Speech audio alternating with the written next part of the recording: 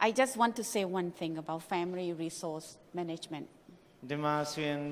ဆရာကြီးပြောတဲ့ဥစ္စာနဲ့ပတ်သက်ပြီးတော့တစ်ခုထပ်ပြောချင်တာရှိပါတယ် When we were in Singapore, စင်ကာပူမှာဆရာကြီးနဲ့အမှုတော်မှာ We ပါ got- ဝင်တဲ့အချိန်မှာ my husband got $4,000 per month. အဲ့မှာဆိုရင်တစ်လကျတော့ US ဒေါ်လာနဲ့4,000ရတယ် And when we moved to the division, division မှာဇာထိုးကြီးနဲ့သူကပြောင်းရွှေ့တဲ့အခါမှာ he got $600 per month. ဒေါ်လာ600ရတယ်တစ်လမှာ Somehow, we still survive. ဒါပေမဲ့အဲ့မှာတော့ဖယားမအစားလို့ကျွန်မတို့မတိပါဘူး So I think it also depends on how we work from what we have. ကျွန်တော်တို့ဆိုလိုတာတော့ကျွန်တော်တို့ရှိတဲ့အရာနဲ့တတ်တဲ့အရာနဲ့ကျွန်တော်အမှုတော်မှာပါဝင်ခြင်းဆိုလိုတယ် Not from the amount that we wish to have. ဒီမှာဆိုရင်ကျွန်တော်တို့အဲ့ငွေသားကိုပဲကြည့်ပြီးတော့ကျွန်တော်တို့ကလှုပ်နဲ့မဖြစ်ဘူး And I praise God that we were moved to the division, especially, to the Philippines.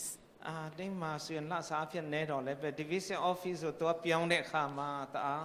ပြောင်းပါတယ်တဲ့ဝမ်းသာတယ် Because there are different blessings that you receive, not just money, not just income. စင်ကာပူမှာဆိုရင်တော့လစားမြတ်တယ်တော့လည်းပဲဟိုရောက်တဲ့အခါကျတော့ကောင်းခြင်းမင်္ဂလာ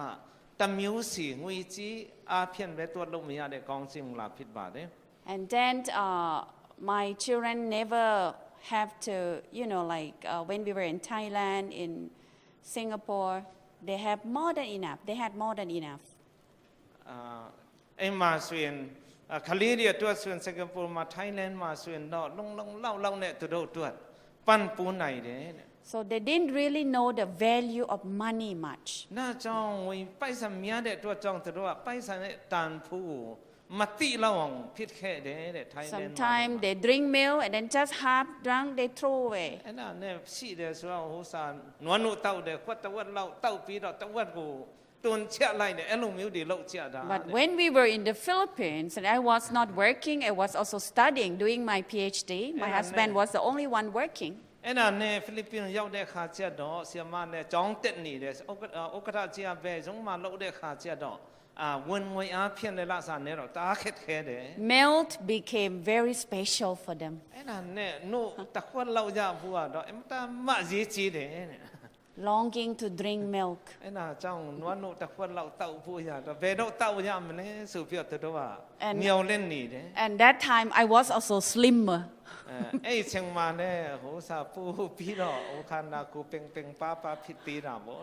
But now I have put on weight, so အခုအချိန်မှာတော့နည်းနည်းတဖြည်းဖြည်းနဲ့ဝိတ်များလာတယ် not because of have more money, but when you travel, people give you food. အဲ့မှာဆိုရင်ပိုက်ဆံများလို့မဟုတ်ဘဲနဲ့ခရီးသွားတဲ့အတွက်ကြောင့်ခရီးသွားတဲ့နေရာမှာ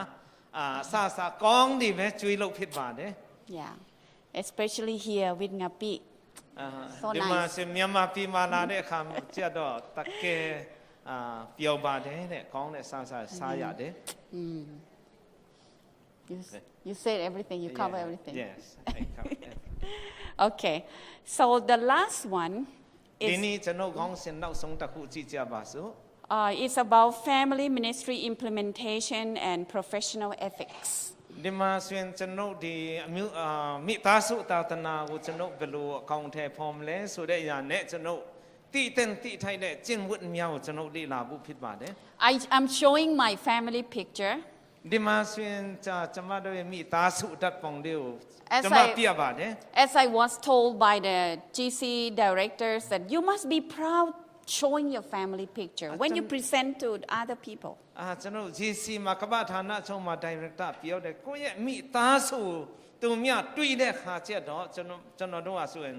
ဂုဏ်ယူရမယ်ပြရမယ်ဆိုပြီးတော့အားပြတဲ့အတွက်ကြောင့်ဖြစ်တယ် Because it's a showcase of how God is blessing you with children, with the relationship you have with your spouses. ဒါဆိုရင်ဘာအတွက်လဲဆိုဖခင်ရဲ့ကောင်းချီးမင်္ဂလာကိုပြန်လဲပြီးတော့အောင်မြင်ဖို့ဇနီးနဲ့သားသမီးနဲ့ကလေးတွေလည်းရှိတယ်ဆို So that's the our son, our daughter Amanda, and our son ဒီမှာဆိုရင် Paul. သမီးအမန်ဒါနဲ့ဒီမှာဆိုရင်သားပေါနဲ့ဖြစ်ပါတယ် Actually, we wanted to adopt a child from the ICC in Maumia. တကယ်ကြက်တော့ဒီမြောင်မြ ICC ကနေကလေးတယောက်တော့ကျွန်တော်မွေးစားခြင်းနဲ့ My husband went there one time without us, and then he saw a little girl. So he wanted the girl to come and sit on his lap, and she came and sat on his lap. အဲ့ဒါနဲ့ ICC မှာတွားတဲ့အခါကျတော့ဆောင်းဆယ်မြေလာတွားတဲ့အခါမှာမိဘမဲ့ဒီတွေ့တယ်ကလေးမလေးတယောက်တွေ့တာလာပေါင်းဒီမှာထိုင်ပါဆိုတဲ့အခါသူ့ပေါင်မှာ She was ထိုင်တယ် around 5 years old.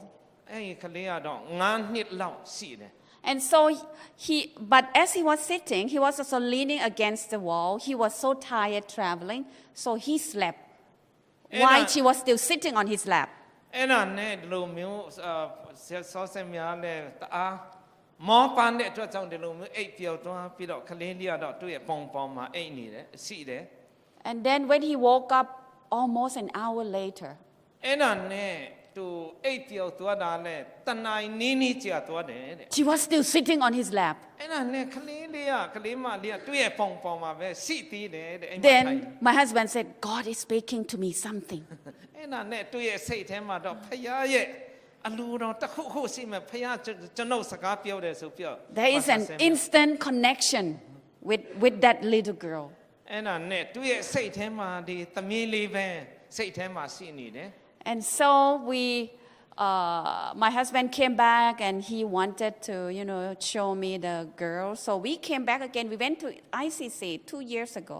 အဲ့ဒါနဲ့သူကအဲ့ဒီအတိုင်းပဲသူတွေ့တဲ့အကြောင်းအင်ပြန်ရောက်တဲ့အခါမှာပြောပြပြီးတော့ပြီးခဲ့တဲ့နှစ်တုန်းကမြောင်မြ ICC ကိုလည်းနောက်တစ်ခေါက်ပြန်တွားရတယ် Then we told the children, because they came along with us, we told the children, this is your sister. This is your sister. အဲ့ဒါနဲ့ဒီမှာကလေးတွေနဲ့တွားရတဲ့အခါကျတော့ကလေးမလေးကိုတွေ့တဲ့အခါဒါမြတ်တို့ရဲ့ညီမလေးဖြစ်ပါတယ်ဆိုပြီးတော့သူတို့ပြခဲ့တယ် My daughter said, oh, okay, I have a sister. Good. အဲ့ဒါနဲ့သမီးကကောင်းပါတယ်ညီမလေးရှိတော့ပူပြဝမ်းသာတာဘောဆိုပြီးပြောခဲ့ပါတယ် But my son, no. တားကမကြိုက်တာတော့မဖြစ်နိုင်ဘူးဆိုပြောတားကခေါင်းခါနေတာ And he said, both of you are traveling. It's not good to have a young child at home. အဖေနဲ့အမေကတစ်ချိန်လုံးခရီးသွားတယ်လေဒီမှာဆိုကလေးငယ်လေးကိုအင်မန်ဘယ်လိုလုပ်ထားလို့ရမလဲဆိုတော့တားစပြောလာတယ် And now you are in the Philippines, you don't get much. If you're in Thailand or in Singapore, you can have a baby. You don't have much money. ဒီမှာဖိလစ်ပင်းမှာဆိုရင်လာစာနေတယ်ဟိုစင်ကာပူတုန်းကဆိုရင်လာစာမြတ်အဲ့တုန်းကကိစ္စမရှိဘူးဒီမှာကျတော့ဘယ်လိုလုပ်မလဲဆိုပြ we just we acted like we didn't hear him. He kept complaining and then was not happy. အဲ့ဒါနဲ့မကြားဆောင်ဆောင်ရင်လဲသူကဆက်ပြောတာပဲနဲ့ဒါလေးကတော့ Then in the evening, it's in our practice that every Christmas, before Christmas, we host some food for the ICC children. So we gave them ice cream that day. အဲ့ဒါနဲ့ဆရာမတို့ကလုံနေချက်တစ်ခုရှိ ICC မှာရှိတဲ့ကလေးတွေအတွက် Christmas အချိန်မှာဆိုရင်တစ်ခုခုကျွေးတယ်ပြီးတော့ဇီခဲမုံတို့ဘာတို့သူတို့ကျွေးတယ် And then so I told them, with that little girl, her name is Blessing. I told them to sit, Pastor Sam, Blessing sitting on his lap, and our 2 kids in the same frame. အဲ့ဒါနဲ့အိမ်မှာမြောင်မြတ်မှာတွားတဲ့အခါကျတော့ဒီမှာကလေးမလေးကတော့ blessing လို့ခေါ်တယ် blessing ရဲ့သူ့ရဲ့ pastor ဆောဆယ်မြတ်ရဲ့ပြီးတော့သူတို့ရဲ့ကလေး2ယောက်နဲ့ဒီမှာထိုင်ပြီးတော့အချိန်ယူခဲ့တယ် And so after I took the picture, then my son looked at the picture. အဲ့ဒါနဲ့အဲ့တို့ဓာတ်ပုံလေးရိုက်လိုက်တယ်ရိုက်ပြီးတော့သားကအဲ့ဓာတ်ပုံပြန်ကြည့်တယ် Of course, he was not the one smiling. He was the only one not smiling in that picture. အဲ့ဒါနဲ့ဓာတ်ပုံထဲမှာချက်တော့သားတယောက်ထဲပဲဒီမှာမျက်နှာပုတ်နဲ့ And then ရှိတယ် he looked at the picture and he laughed. အဲ့ဒါနဲ့အဲ့ဒီဓာတ်ပုံပြန်ကြည့်ပြီးတော့သူကပြန်ပြီးတော့ပြုံးပြပါတယ်တဲ့ He said, "Mommy, don't you think it's very awkward? People normally adopt children who look like them. But look at us. We are much darker than that little girl." အဲ့ဒါနဲ့သူများကသားသမီးဒီပိုင်းမွေးစားတယ်ဆိုရင်သူတို့ရုံနဲ့တူတဲ့လူတွေက ဒါပေမဲ့ဒီကလေးမ blessing တဲ့ကျွန်တော်တို့ကဆိုရင်တအားပူပြီးအသားမဲတယ်မဟုတ်ဘူးလားဆိုပြီးတော့ဒါ And ပြောပါ so what people would think, they will keep asking, why she look different, why she look different, you အဲ့ know. ဒါနဲ့လူတွေကသူ့မွေးစားမယ်ဆိုရင်လူတွေကမေးကြည့်အောင်ဘာဖြစ်လို့ခင်ဗျားတို့ရဲ့အယောင်ကအယောင်မတူတာလဲဆိုပြီးတော့ And she would feel very sad, he said. အဲ့ချိန်မှာသူမြမေးမယ်ဆိုရင်ကျွန်တော်အမတန်မှဝမ်းနေမှာပဲတဲ့စိတ်ကောင်းမှာမဟုတ်ဘူးတဲ့ And so, but at the end, to cut the story short, we couldn't adopt her because ICC has regulation that if you registered the children already, you know, under ICC, you cannot take her out until 18 years old, I think. တုတ်နဲ့ပြောမယ်ဆိုတော့သူ့မွေးစားလို့မရဘူးတဲ့ဘာဖြစ်လဲဆိုတော့ဒီ ICC ကသူ့ရဲ့စီကံတကူရှိတယ် ICC အောက်မှာမတ်ပုံတင်လောက်ပြီးပြီဆိုရင်သူများမွေးစားလို့မရဘူးဆိုပြီးတော့သူတို့လည်းစီကံရှိတယ် Every time when Pastor Sam visit Maumia, he will have something for the adopted daughters. တော့လည်း blessings. ပဲဒီမြောင်မြောက်ရောက်တိုင်းတော့ဆရာကြီးဆောက်ဆယ်မြလာတွတ် blessing တွတ်တော့ let's song အမေရန်ဂျူတွတ်လေးရှိပါတယ် This time he just went and he got a red bag, you know, and some jar inside in the bag. ဒီတစ်ခေါက်လဲသူ ICC မှာသူပြီးတော့ဒီအဲ့အနေလေးကိုဆိုသူပြီးတော့အဲမှာဆိုရင်မြန်မာကျပ်ငွေလဲနင်းငယ်ထက်ပြီးတော့သူပေးလိုက်တယ်တဲ့ And so, what is a family? Can somebody tell me? I talked so much yesterday about family. What is a ဒီ family? မှာဆိုနောက်တစ်ခေါက်ပြန်လဲမေးချင်ပါတယ်တဲ့မိသားစုဆိုတဲ့အခါကျတော့ဘာလဲတဲ့မိသားစုဆိုဒီမှာဘာလဲ What is a family? ဘယ်သူဖြေမလဲတဲ့ဒီမိခွန်းလေး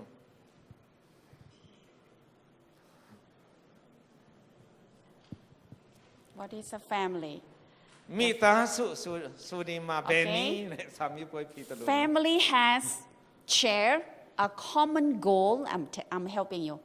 Share a common goal. မိသားစုဆိုတဲ့အခါကျတော့ကျွန်တော်တို့ဇီမန်ချက်ပန်းတိုင်ကိုကျွန်တော်တို့တယောက်နဲ့တယောက်ပြန်လဲဝေမြဝေငှတဲ့နေရာဖြစ်ပါတယ် And we talk about church family. Where is our goal? ပြီးတော့ကျွန်တော် Yesterday. တို့အသင်းတော်မိသားစုဆိုပြောလဲကျွန်တော်ပြောခဲ့ပါတယ်အသင်းတော်မိသားစုဆိုရင်ဇီမန်ချက်ပန်းတိုင်ဘာဖြစ်မလဲ Our goal is to reach အဲ့ဒါ heaven. နဲ့ကျွန်တော်တို့ကပြောခဲ့ပါတယ်ကောင်းကင်နိုင်ငံရောက်ဖို့ဆိုပြီးတော့ It's not just us. We also want as many people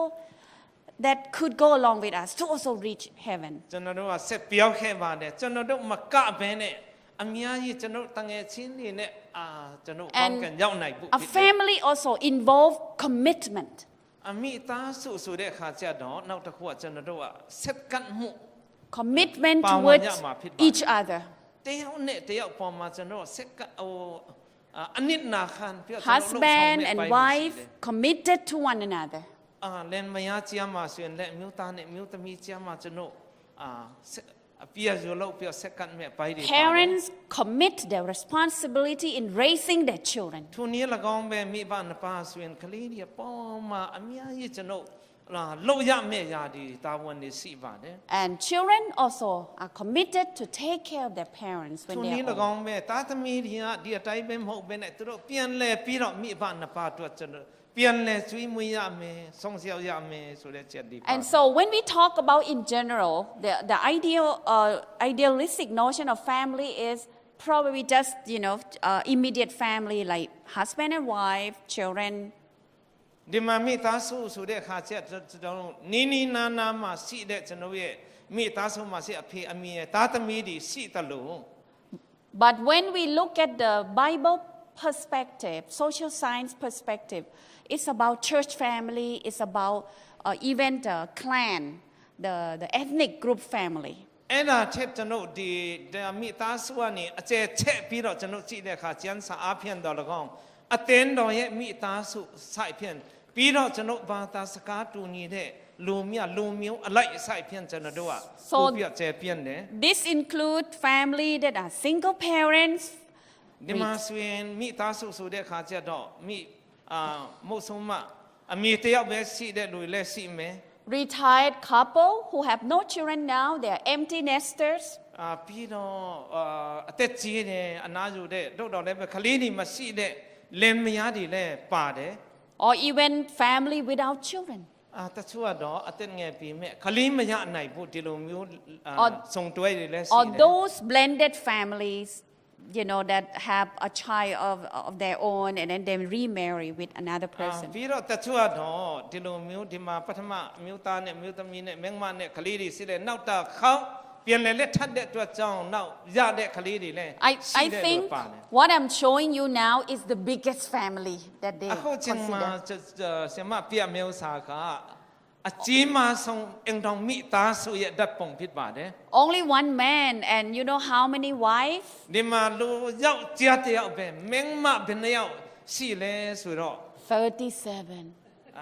37. 39ယောက်မင်းမယူတယ်သူကအဲ့ဒီဖိုးကြီးက And so every day, if they cook chicken, there must be about 30 chickens. ကြက်ဒီပိုင်းတတ်ပြီးတော့ကြက်သားစားရအောင်ဆိုရင်အနည်းဆုံးအကုန်30တတ်ပြီးတော့စားရတယ်တဲ့ And then the wife will have different room. အဲ့ဒါနဲ့သူမင်းမတွေကတော့အခန်းသူ့အခန်းနဲ့သူ့အခန်းနဲ့တစ်ခုစီတော့တီးတန်တစ်ခုစီစီတယ် You see how it goes, the dynamic of this family, that the husband is the one that is receiving all the attention, but not the wives. ဒီမှာဆိုရင်တကယ်ဩဇာရှိတဲ့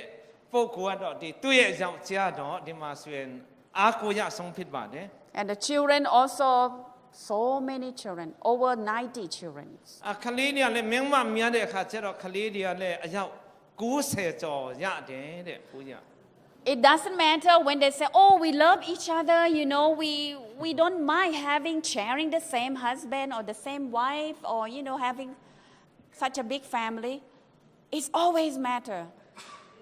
There will be always a favorite, am I right? If you have many wives, you will think that, oh, I like that one more than this one. ဒီမှာဆိုရင်အမြဲဖြစ်လာတဲ့အခါကျတော့သူ့ကိုပူကြိုက်တယ်သူ့ကိုပူနှစ်သက်တဲ့ဆိုင်ဖြစ်တော့ပြဿနာစီမဲ့ပုံပဲတဲ့ God's designed a deep intimacy for just two people who could share with each other. ဒါကြောင့်ကျွန်တော်တို့တရားဆိုရင်ဒါဒီဆုတ်ထွေးမှုမရှိအောင်ဖရားရဲ့ design ကိုကြည့်တဲ့အခါကျတော့2ယောက်အမျိုးသား1ယောက်အမျိုးသမီး1ယောက်ဒါဖရားရဲ့အစီအစဉ်ဖြစ်ပါတယ် And for 37 wives in 1 year, how many rounds he will visit you? 39ယောက်ဆိုတော့အမျိုးသမီးတွေကစဉ်းစားကြည့်မယ်ဆိုရင်အမျိုးသမီး1ယောက်နားမှာသူဘယ်နှခါလာအိမ်နိုင်မလဲ39ယောက်ဆိုတော့ I don't think we can wait that long, yeah? အဲ့လောက်ဆုံးနိုင်ပါမလားတဲ့အမျိုးသမီး So anyway, we are openly talking, and for you to realize that, a family should have just one husband and one wife. ဆိုလိုတာတော့ကျွန်တော်တို့ကမြမ1ယောက်ပဲစီရမယ်အမျိုးသားလည်း1ယောက်ပဲထားရမှာဖြစ်ပါတယ် And so, but that one is because the cult, they believe that when you marry, that man who is a religious or spiritual leader, you will go to heaven. That's why they allow ဒါ themselves to ဖြစ် be ပြ married. တာတော့တကယ်ဟိုစားဘာသာရေးလိုဘာလိုဖြစ်တဲ့သူနဲ့လက်ထပ်မယ်ဆိုရင်ယုံကြည်မှုရှိပြကောင်းကင်နိုင်ငံရောက်မယ်ဆိုင်ဖြင့်ကောင်းခြင်းမလားခံစားမယ်ဆိုင်ဖြင့်တော့ယူဆစီလို့သူတို့ကလက်ထပ်ပြီးတာဖြစ်ပါတယ် Okay, let's look at the challenges that each family is facing today. ကျွန်တော်မိသားစုအတိုင်းမှာရင်ဆိုင်လေးရှိတဲ့ပြဿနာတချို့ကျွန်တော်အတူတကွကြည့်ကြပါစို့ With the economic, problems and demands,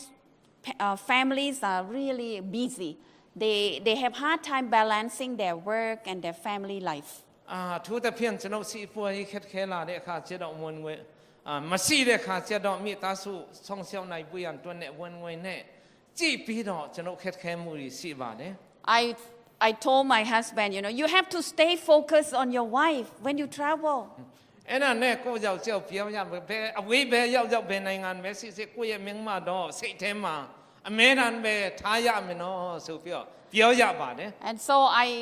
in order to feel, even though you are far distant, you must be emotionally connected with each other. ဆိုလိုတာဘယ်နေရာပဲစစ်ပဲမိုက်ပေါင်းဘယ်လောက်ပဲဝေးတူကဒီစိတ်ပိုင်းဆိုင်ရာမှာဆိုရင်သူကဆရာမကြီးတွေ့စိတ်ထဲမှာရှိရမယ်ဆိုတဲ့သဘောဖြစ်ပါတယ် The same way we are doing it now to our children who are in Hong Kong. ခလေးတွေကဟိုအဝေးမှာရှိတယ်ခလေးတွေလည်းသူနေဒီထဲမှာရှိရ we have to build relationship in a distance by staying connected ဒါ emotionally. ကြောင့်ကျမ်းမှာဆိုရင်မိုင်ခန္ဓာကိုယ်ဖြင့်ဝေးတော်လည်းပဲအချိတ်ဆက်စီရမယ်ဆိုတဲ့သဘောဖြစ်ပါတယ် And so, in order to make him feel like, a little bit energetic, I said, wow, I miss you so much. I can't wait to see you at home. အဲ့ဒါကြောင့်ဒီလိုမျိုးဖြစ်ရအောင်တခါတလေဘယ်လိုပြောပြရလဲဆိုတော့ဘယ်ချင်းပြန်ရောက်လာမလဲနင်းအရန်လွန်းနေပြီတအားတွေ့ချင်းပြီစိုက်ဖြင့်ပြောပြရတယ်တဲ့ဒါလည်း And so he said, yeah, I am like, I am fully loaded, he said. အဲ့ဒါနဲ့ဒီလိုမျိုးပြောတဲ့အခါကျတော့လည်းဝမ်းသာတဲ့သူအဲ့လိုမျိုးကျွန်တော်တို့ကပြောတဲ့အခါမှာ So he seemed to be very excited, but when he reached home, he goes, အဲ့ဒါနဲ့သူအားရှိတဲ့ပုံပဲအဲ့ဒီစကားကြီးကြားတဲ့အခါတော့လည်းပဲပြန်လာပြီးစနဲ့တအားမောပန်းတဲ့သူကကတဲ့ပုံအိပ်ပျော်သွားတယ် too tired. ဘာဖြစ်လို့တအားမောတယ်ခကြီးသွားတော့ And then the next morning he said, why didn't you wake me up, အဲ့ဒါနဲ့မနေ့နိုးတဲ့ခါဘာဖြစ်လို့ငါ့ကိုမနိုးတာလဲ He blamed me again. Okay, anyway. And so changing the roles and responsibilities. နာကြောင့်ကျွန်တော်တို့ဒီမှာဆိုရင်ကျွန်တော်ရဲ့တာဝန်ဝတ္တရားတွေအတီးတီးကျွန်တော်တို့ရှိတယ် This is another, challenges that some couples,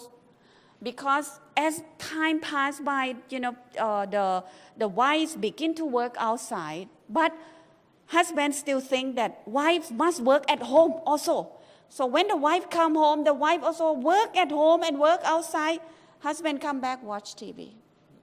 ဒီမှာဆိုရင်ကျွန်တော်ကြည့်တဲ့အခါကျတော့စီးပွားရေးခက်ခဲလာတဲ့အခါကျတော့မြို့သမီးတွေလည်းအပြန်မှာအလုပ်လုပ်ရတယ်အပြန်မှာအလုပ်အင်ရောက်တဲ့အခါကျတော့အင်မှုကိစ္စတွေလည်းလုပ်ရမယ်စိုက်ဖြင့်ပင်ပန်းပြီးတော့စီးတဲ့ချိန်မှာအမျိုးသားမြတ်က Yeah. For the men come back and then they watch TV. အဲ့ဒါနဲ့မြို့သားကျတော့အလုပ်ပါတယ်ပြန်လာပြီးတော့အမျိုးသမီးအလုပ်မြို့သား TV ကြည့်နေတယ်အဲ့လို Because, you need to also remember that when people work outside, they're also tired. အဲ့ဒါကြောင့်တိဖို့တော့သူတို့လည်းအလုပ်တဲ့အတွက်ကြောင့်သူလည်းပင်ပန်းမှာပဲဆိုပြီးတော့ကျွန်တော်နားလေတဘောပေါက်နိုင်ဖို့လည်းရည်ကြီး Interracial marriage is rising. Marrying between different race and nationalities. ပြီးတော့အခုလက်ထပ်ထင်းမြတ်ချင်းဆိုရင်လူမျိုးဘာသာစကားမတူတဲ့ကြားထဲမှာဆိုရင်လက်ထပ်ထင်းမြတ်ချင်းတရားတစ်ခုနေ Sometimes it's a challenge. ဒီမှာလည်းစင်ခေါ်မှုတစ်ခုချက်တဲ့တစ်ခုဖြစ်ပါတယ် Our cultural differences that we cannot find compatibility. It's quite a challenge. တခါတလေကျတော့ဒီကြီးပြင်းလာတဲ့ background မတူတဲ့အခါကျတော့ဇန်ချင်းမတူတော့အိမ်မှာခက်ခဲမှုတွေရှိတယ် And so just within our family alone, my husband, he loves to eat, quite oily food, like Myanmar food. ကျန်နေနဲ့ဒီမှာဆိုရင်ဆီမတို့မိသားစုမှာဆီကြီးဟာဆိုရင်ဒီစီနဲ့အကျော်လော်ရီဆိုပါဆိုစီခတ်နိုင်စီနိုင်မကြိုက်တယ်စိုက်ပြန် Why my food is different? ဒီမှာဆီမတို့ကျတော့သူတို့အင်မှာအဲ့လိုမျိုးမဟုတ်ဘူး So we, during the first few years, we really struggle, even until now. So what I do is that I will say, wow, the food that you cook is so good, tastes so good. You keep cooking. အဲ့ဒါနဲ့သူကလည်းထမင်းချက်ရတဲ့အတွက်ကြောင့်လက်ထပ်ခါစားလောက်မတော့ခက်ခဲတယ်အခုလည်းတိတ်တော့လွယ်တာတော့မဟုတ်တော့လည်းပဲဆရာထမင်းချက်တဲ့ခါကျထမင်းချက်တာတအားကောင်းတာပဲဆက်လက်ပြောလဲကိုညီပေါင်းဆိုလဲပြောရတယ်တဲ့ And he told, I will teach you, but he's still teaching me. သူကပြောတယ်ဘယ်လိုချက်ရမလဲဆိုငါတင်ပြီးမယ်ဆိုပြီးတော့ဆရာကြီးကပြောပါတယ် Because he has, the preference, garlic must be brown, at a certain color. Onions must roll, and skin of the tomato has to roll, and so many things. သူကတော့သူကြိုက်နေတဲ့ပုံစံရှိတယ်တဲ့ဆရာဥမာနေနဲ့ချက်တော်နေတော့သူကြော်လာပြီးဆိုရင်ဘယ်အဆင့်တအားဥမာနဲ့ဘယ်ကာလာစီရမလဲစအပြင်သူကတိကြနဲ့သူလူချင်းနဲ့အတိုက်တာတစ်ခုရှိတယ် Thai cooking is like this, finished. But Myanmar cooking, like this. 1 hour not done yet. Am I right? Thailand မှာကျတော့သူတို့ကဆိုရင်တော်တော်လေးနဲ့ဆိုပြီးသွားပြီ ได้แม่เดี๋ยวมาเจ้าดอกเดี๋ยวเมียมานี่เมียมาหันพิษเด็กขาเจ้าตีเช้าเช้าเนี่ยมวยรอพี่ดอกตะนายจวนตะนายเล่าเล่เสียยะเนี่ย So it's also a challenge for us, even until now. อันนั้นสูรูดาดอกดีลงมิวบาตาสกามมาดูเด็ก And ดี then ลงมิว high ลงมิวดีสิเด็ก the high divorce rates that the couples, those who are married are facing. มีตาสูเปียตนาตะคุเจ้าดอกจนเล่นมายากว่าเสียนเจงอันนั้นเปียตนาตะคุผิดบาดเด้ Even chemical dependency. ดาดอกตะพี่เนี่ยเมียละนอกตะคุเจ้าดอกดีดาดุพิสิว่าเมียอปอมามีคู่ต้องสวยซิมผิดมาบ่เนาะ Especially in the Western world, for sexual desire, they use some kind of medication. อทุตะเพียนนี่นอกในงานนี่มาตรกสีดีสีเดอทุตะเพียนเลนเนมยาเนเนปูอาเซียงบ่ตรกต้องปิวเดสีวัวดีสีเด But probably for us, it may not be the problem. มามานี่เนี่ยดิมาเจ้าดอกเปียตนาพิชิมมาพิดแม And so, but it has been really reported as a high, because when you depend on the chemical, you have to keep taking it, and then it causes you poor health afterwards. ดลงมิวสะตรงไล่บีส่วนสีวัวกุนีตรงเนี่ยส่วนเซตตรงบุดูอัลลาดอดาบีเจียมมายีขันนากูเจียมมาอยู่ตาที่ใครเด And so changing values. ด้าจ้องจันดูตามผู้ท้าเดยามเมีย How can a couple, one still, have already adapted a new values and another one is still, using the same old traditional way of thinking? It's a challenge. ด้าจ้องดิมาส่วนสูรุดาตะบอท้าไตใส่มุเสียงเนี่ยดิมาส่วนดาวเจียนี่บีต้องเนี่ยแบบดีเตียวกะดาเบใส่เพียงอารมณ์มิวพิลาเดขาเจดอเอดาเดสโนเจียมาส่วนจันดูSo module 10 is actually about the summary of everything that you have heard. It's a summary of the things that you have heard so far.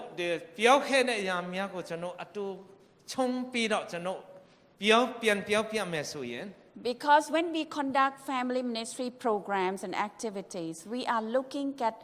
the context of relationship, how we can minister to them. ด้าจ้องจะโนดินมีตาสุเต็นดันมิวปีเดขาเจดจะโนตูดูอัดวัดตูดูเยมีตาสุอเชียนีเนี่ยบาดีบายเปียวยันกองเลยสู่ปีดออเชียนีจะโนจิยาเด Like how to nurture and enrich the marriage relationship between husband and wife. จะน้องเรามาตาวันสีเดตัวจ้องดินในยามว่าเปียตนาสีนี่ปีเบลูโนตูดูสีมาย่องในมเลยสู่ปีนีลันดีจะโนWhen you see the needs of this disciplining children in the church, then you work with the relationship between parents and children, how they can discipline and raise their children. พี่ต้องมีตาสุมาดีคลีมียกูเบลูทั้งตั้งยามเลยสุยันเอ็ดานเนี่ยมีบ้านมีอันเนี่ยดูอัตุตะกัวเบลูโลกสองยามเลยสู่พี่ดอกซีเซียนมีสวยยามมาพิดบา And if the church are having or struggling with their relationship between church members, you might also think about coming up with a program that can enhance their relationship, that can mend their broken relationship. มานี่เนี่ยดิโลมิวเต็นตัวเต็นตามยาเจียเทมาส่วนสุทุยมุสีปีดอกเตะมาซีลงในบุส่วนเนี่ยซีเซนตะคุกูพันตีปีดอกเปลี่ยนเนี่ยเต้นเมียนในแม่ซีเซนเมียวจะโนปิวโลบูเนี่ย And as a family ministry directors and leaders of the church or of the mission or unions, we need to be proactive. น่าจ้องจะโนโดเต้นดอกเนี่ยมีตาสุตาตนาดีท่านนี่เต้นดอกมาแบบผิดจะโนซีเดนียมาส่วนจะโนเต็ดจ่อเนี่ยดีตัวจะโนโด We keep coming up with the programs that help enhance and nurture people's relationship. น่าจังปิ้วสุปิ้วทองในแม่นีลันเมียกูจีปีดอจันโดอาศิเซียนเมียสวยบูเอ็มตามมาจีซีบาเด By looking at different stages also of the people development, like those who are retirees, sometimes when they retire, they feel, what is my life for when my kids are not, taking care of me? There's some kind of struggle that each person who passed through different stage of life experience. ได้มานี่เนี่ยเต้นดอกเทมาเต็ดจีเนี่ยเล่นไม่ยันแนวเวสีเดตัวว่าส่วนเดียเต็ดตาส่วนคลีเดียเนี่ยตัวมาจิสูบูใส่เพียนตัวเยเข็ดเข้มูเนี่ยตัว ပြဿနာတွေတစ်မျိုးဖြစ်မယ် And sometimes they are lost. People lost their loved ones. တချို့လူတွေကြတော့အမတန်မှချစ်ခင်ရင်းနှီးတဲ့လူတွေကတည်ဆုံးသွားတယ် So how can you create an activities that help to support people who lost their parents, their children, even their husbands or their wives? အဲ့ဒီလူတွေကိုကျွန်တော်ဘယ်လိုနှစ်သိမ့်ရမလဲဘယ်လိုသူတို့ခွန်အားပေးမလဲဆိုပြီးတော့သူတို့သားဆုံးသွားပြီးတဲ့နောက်ပိုင်းမှာသူ့ရဲ့ယောက်ျားဆုံးသွားပြီးတဲ့နောက်ပိုင်းမှာစိုက်ပြင်းကျွန်တော်တို့ဒါလည်းဦးနောက်ထဲမှာထည့်တွက်ဖို့အင်မတန်မှအရေးကြီးတယ် When I look at Facebook, I see that death is coming very closer and closer to me. ဒီမှာဆိုရင်ဒီကျွန်တော် Facebook ကိုကြည့်တဲ့အခါကျတော့အချင်းကကျွန်မအတွက်တဖြည်းဖြည်းနဲ့နီးလာတယ်ဆိုတာကျွန်မသတိထားမိပါတယ် People start dying. ဒီမှာ Those whom I know. ကျွန်မသိတဲ့လူတွေတော်တော်များတယောက်ပြီးတယောက်တည်သွားပါတယ်တဲ့ And so, there are times that we can also think about how we can also reach out to other people outside of the church. ဒါကြောင့်ဒီမှာအသင်းတော်ထဲမှာမကဘဲနဲ့ဟိုမှာရှိတဲ့ဇက်ကွက်ထဲမှာရှိတဲ့လူလည်းကျွန်တော်တို့လက်လန်းမိနိုင်ဖို့ဒါလည်းရည်ကြီးတယ် Using family care group, inviting different families who are not our church member to join us. ဒီလိုမျိုးမှာဆိုရင်ကျွန်တော်မိသားစုကစုပြုတဲ့ဖွဲ့နဲ့ပါဝင်ပြီးတော့အဲ့ဒီမိသားစုများကိုကျွန်တော်လိုက်ရှာဖွေဖို့ရည်ကြီးပါတယ် So the ministry of family ministry is to strengthen the existing relationship as well as to help people to make new relationship. စီထားပြီးသားဒီကျွန်တော်သာသနာလုပ်ငန်းအားဖြင့်စီထားပြီးသားကျွန်တော်ဆက်သွယ်မှုကောင်းအောင်လုပ်တယ်လို့အတိတ်တော့ဆက်ဆံမှုဒီရှိနိုင်လဲကျွန်တော်ဖန်တီးဖို့ဖြစ်တယ် Again, I would like to emphasize that family ministry like to promote understanding, acceptance among the church member, among family members. တယောက်နဲ့တယောက်ကြားမှာဆိုရင်ကျွန်တော်တို့အားပေးနိုင်ဖို့တယောက်နဲ့တယောက်နားလည်နိုင်ဖို့သူကဒီလိုမျိုးကြည့်တယ်လက်ခံပေးလိုက်မယ်စိုက်ဖြင့်အဆောက်အတင်းလုပ်နိုင်ဖို့လဲဒါကျွန်တော်တို့အင်မတန်မှရည်ကြီးပါတယ် And we also want our families or our church families to be the agency of God's love and to be the guide for people leading towards God's kingdom. ပြီးတော့ကျွန်တော်တို့မိသားစုဝင်မြတ်နဲ့တင်းတော်ထဲမှာရှိတော်ယုံကြည်သူများဆိုရင်ကျွန်တော်တို့စပြန်လဲပြဝင်ငှနိုင်တဲ့ကိုယ်စလဲတော်များဘုရားရဲ့တန်တနာမန်မြတ်နေနဲ့ကျွန်တော်တာတနာပြုတ်နိုင်ဖို့ဟောနိုင်ဖို့တည်တည်ခံနိုင်ဖို့ I hope you still remember that there is nothing that one can say that a person is hopeless. There's no hope for them. We can never say that statement. ကျွန်တော်တို့ရဲ့လူတဦးတယောက်ကိုဒီတော့လုံးဝမြောက်လင့်ချက်မရှိဘူးဆိုပြီးတော့ဘယ်သူမှပြောင်းလို့မရဘူး We can always ask God to turn the hearts of the people back to the Creator. ကျွန်တော်တို့ဖျားရှင်ဖန်ဆင်းတဲ့ဖျားကိုဆုတောင်းပြီးတော့ဒီလူသားရဲ့စိတ်နှလုံးသားကိုပြောင်းလဲပြီးဖို့ဆိုပြီးတော့ကျွန်တော်တို့ဖျားကိုဆုတောင်းလို့ရတယ် It is also our responsibility and our concern that when we see abused families, we have to also know how to minister to those people who are affected by abuses. တချို့နေရာမှာဆိုရင်မိသားစုဖြစ်တော်လဲပဲဒီလိုမျိုးအနိုင်ကျင့်ပြီးတော့ညင်းဆဲတာတွေကျွန်တော်တွေ့လင့်မယ်ဒါဒီနဲ့ကျွန်တော်တို့ကြည့်ပြီးတော့ဒါကျွန်တော်မိသားစုသာသနာနေနဲ့ဆိုပြီးတော့ဆောင်ရွက်နိုင်တဲ့ဘိုင်းကိုကျွန်တော်ဆောင်ရွက်ဖို့ဖြစ်တယ် My husband aunt, she is now she has retired from nursing service in Loma Linda, and so she's at home interpreting or translating for the people who come to the hospital. ကျွန်တော်ဒီဝိဥက္ကဋ္ဌဖြစ်တဲ့ဆောက်ဆင်မြတ်အန်တီယာအတော်အားဆိုရင်လူမလင်ဒါမှာရှိတဲ့အစလုံးကသူနာပြောအခုချိန်မှာဆိုရင်သူကစကပြန်ဘာတာပြန်ဒီဘိုင်လို့ပြီးတော့အိမ်မှာရှိတယ်တဲ့အမေရိကန်မှာ Especially those who are refugees who just came and then they can't speak English, and so when they go and receive health care, they need someone to translate for them. အဲ့ဒါနဲ့ထိုးသဖြင့်ဒီတတိယနိုင်ငံတွေရောက်တဲ့လူတွေကဗမာ အင်္ဂလိပ်လိုမပြောတတ်တဲ့ခါကျတော့ तू ကကိုနေတဲ့စကားပြန်လုပ်ပြီးတဲ့အထူးသဖြင့်ကျမ်းမာရေးဆောင်ရှောက်မှုအထောက်ပံ့မြတ်အတွက် तू ကစကားပြောပြရတယ်တဲ့အတော် So she would be just sitting at home, and then once she get a call, then she interpret with the phone, telephone. तू ကတော့အင်ထဲကနေ तू လုပ်ကိုနေလုပ်ရတယ် तू ဖုန်းကြိုက်တယ်ဖုန်းကြိုက်ပြီးတော့ तू တက်ဆင့်ပြောပြရတယ်ကိုနေတယ် She အင်္ဂလိ said ပ်လိုနဲ့ quite a number of times there was a case of abuse. မကြာခဏဆိုတလို့ပေါ့ဒီတတိယနိုင်ငံနေတွားတဲ့လူတွေကဘာပြောအင်တော်မိသားစုထဲမှာဆိုရင်ညင်းဆဲမှု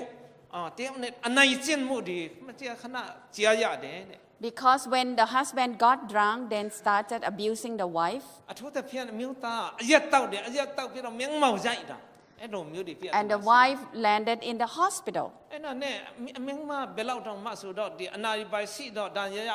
စီခါနူရောက်သွားတယ်စီ You know, in United States, that is a big thing. That is criminal. It's a crime. တကယ်ကျတော့အမေရိကမှာအင်တန်မှဒီပြဿနာဒါ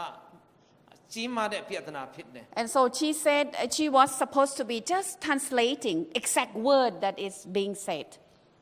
ပြောတလောက်ပဲသူချက်ကားပြီးတော့ဘာသာမပြန်ဘဲနဲ့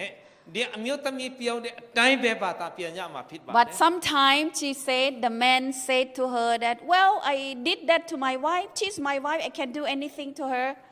အဲ့ဒါနဲ့တချို့ယောက်ျားတွေကငါမင်းမပဲငါရိုက်ချင်ရိုက်မယ်အဲ့လိုမျိုးပြောတဲ့အမျိုးသားတွေလည်းရှိလိုက်သေးတယ် And auntie, she couldn't call herself. You say, are you stupid? အဲ့ဒါနဲ့ကိုယ့်နဲ့ကိုယ်တော်အန်တီကကိုယ့်နဲ့ကိုယ်မထင်းမိုင်နဲ့မဲတာအလိုပါလေလိုမိုက်တယ်မဲအယုဆိုပြီးတော့ She's also a human being. ဘာဖြစ်လဲဆိုစကားပြန်ပဲလုပ်ပြီးမဲသူလည်းလူသားပဲလေသူနားနဲ့ကြားတာ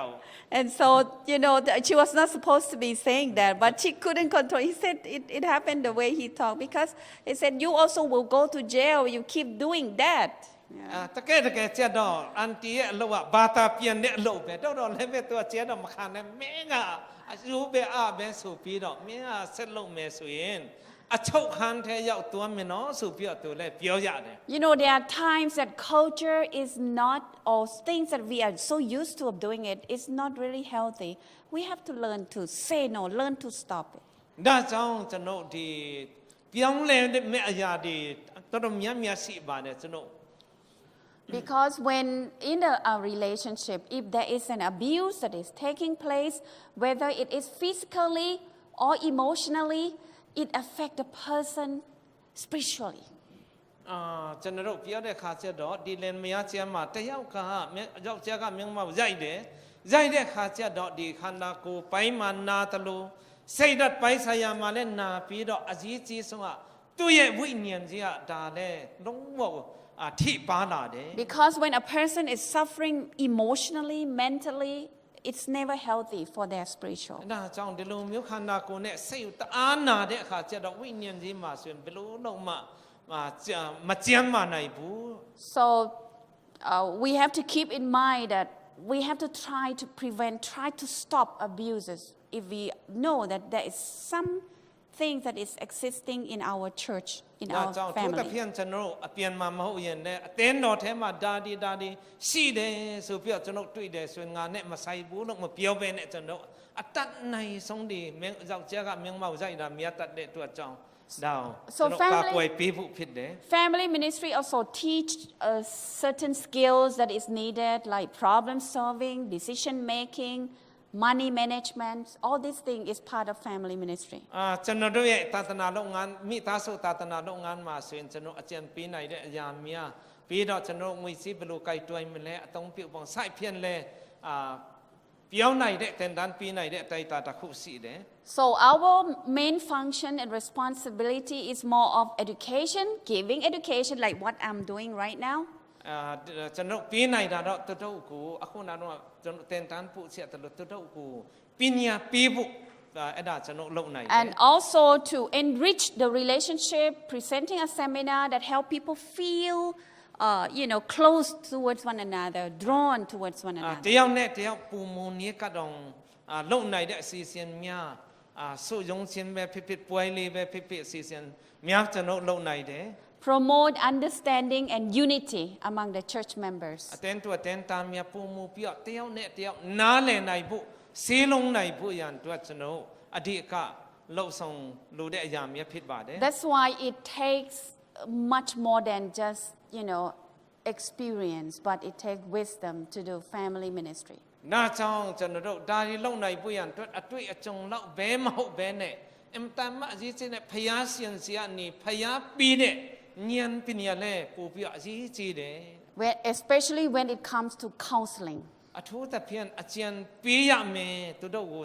အကျဉ်ပေးဖို့လိုအပ်လာတဲ့အခါမှာ How can you restore the broken relationship of ဒီ people? မှာပြဿနာနှစ်ယောက်ကပြဿနာဖြစ်နေပြီးဖြစ်တဲ့အတွက်ကြောင့်ဘယ်လိုတင်မြတ်မှုလုပ်မလဲဆိုတော့ How can you be a channel that can generate love and a vibrant relationship? ဒီမှာဆိုရင်သူတို့ရဲ့အကျဉ်မှာပြန်လဲပြီးတော့ဆက်ဆံရေးကောင်းမွန်လောင်ကျွန်တော်တို့ကဘယ်လိုကိုညီနိုင်မလဲဆိုပြီးတော့ကျွန်တော်တို့ And let me just talk about counseling a little bit more. ဒီအကျဉ်ပေးခြင်းနဲ့ပတ်သက်ပြီးတော့အနည်းငယ်ပြောလိုပါတယ်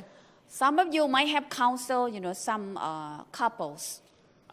သူလင်မယားနှစ်ယောက်ကိုအကျဉ်ပေးဖို့ကြက်လားမသိဘူးတဲ့အတွေ့အကြုံရှိတဲ့လူဆရာကြီးတွေလည်းရှိကောင်းရှိလည်းမလဲ We have to know that we are not experts.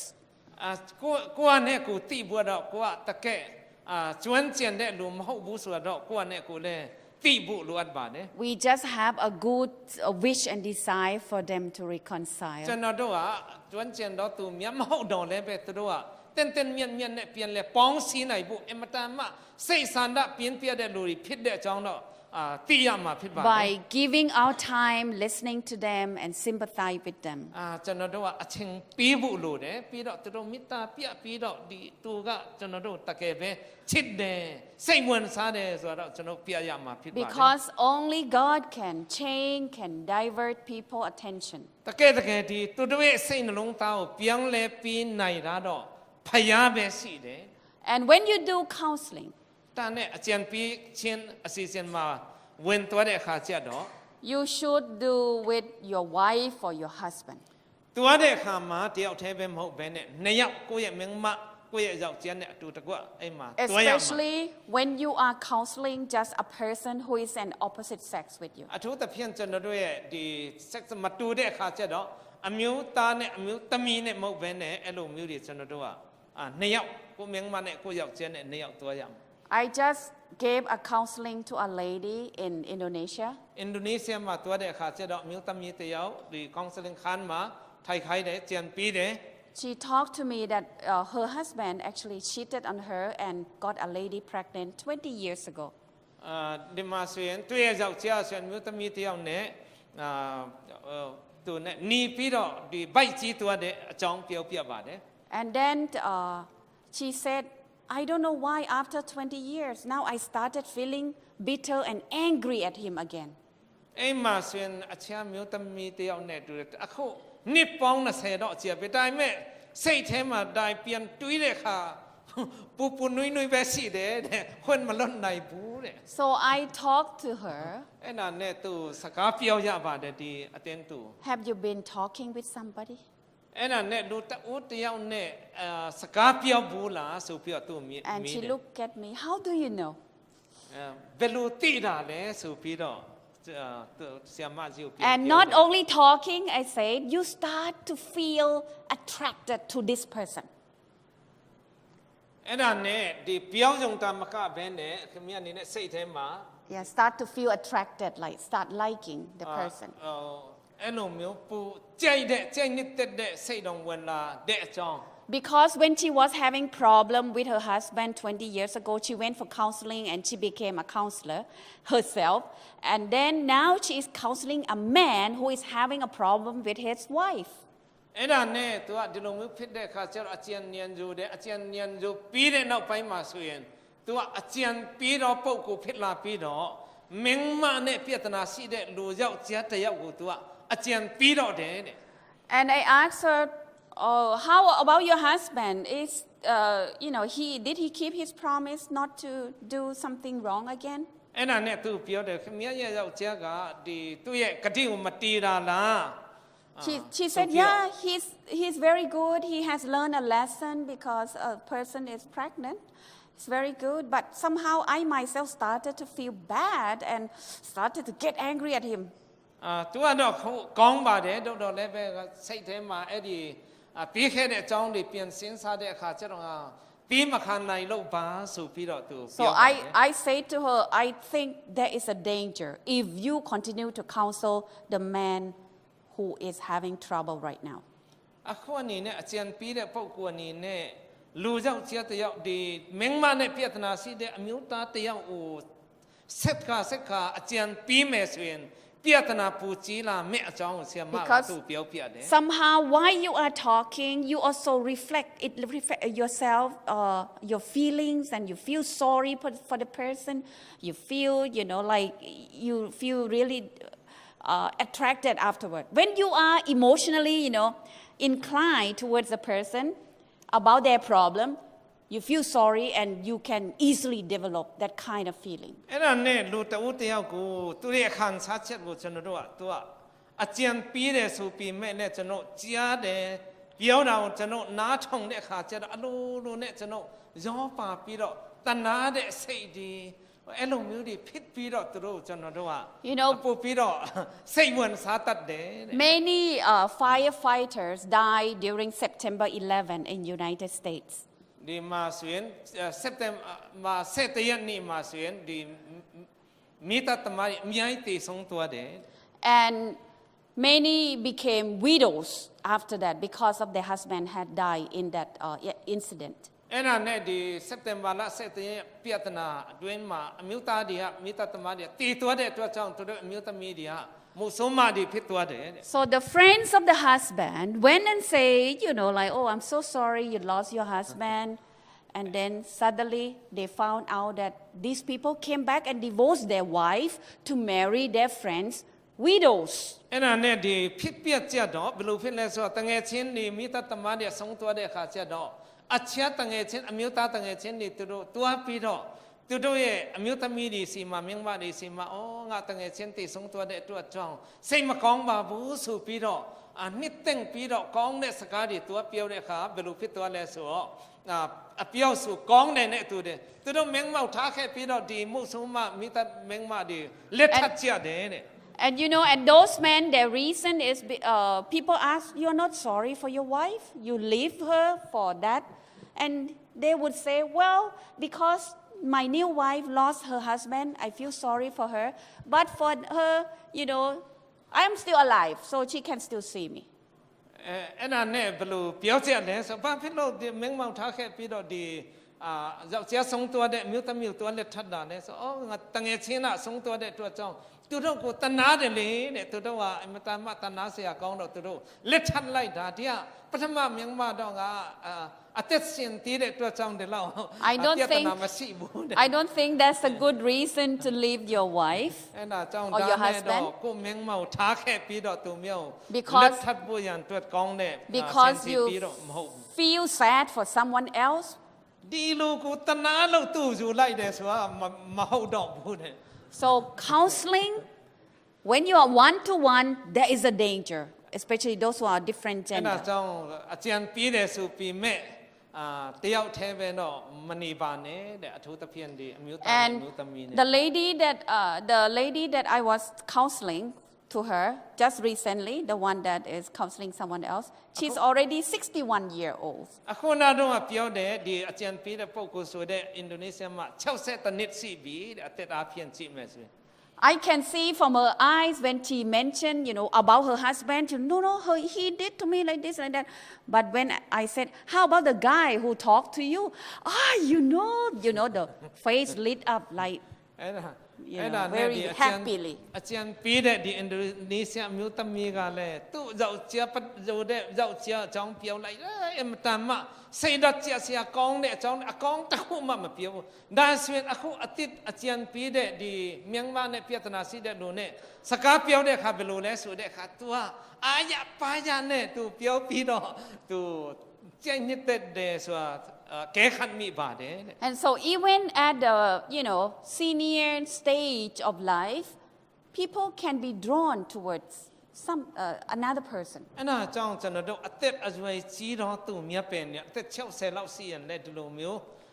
ပြဿနာတွေရှိတတ်တယ် That's why you never allow, temptation to come in between ဒါကြောင့် you. ဒီဆုံဆန်းနောက်ဆက်ချင်းကျွန်တော်မရင်ဆိုင်ရအောင်ကျွန်တော်တို့ကကြိုတင်ပြီးတော့